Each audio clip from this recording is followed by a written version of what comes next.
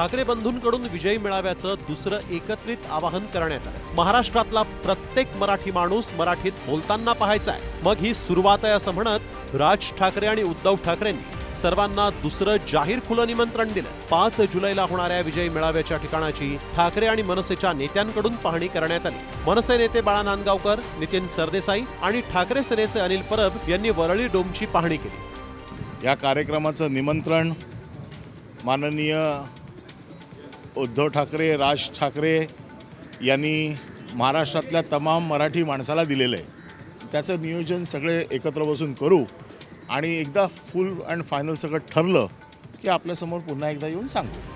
हा मेळावा म्हणजे ठाकरे बंधूंचं शक्ती प्रदर्शन मांडण्यात येत असून निमंत्रण पत्रिकेवरील नवी सुरुवात म्हणजे ठाकरेंच्या युतीची नवी सुरुवात आहे की काय अशीच चर्चा आता रंगली आहे। त्यामुळे साऱ्या राज्याचं या मेळाव्याकडे लक्ष लागलंय।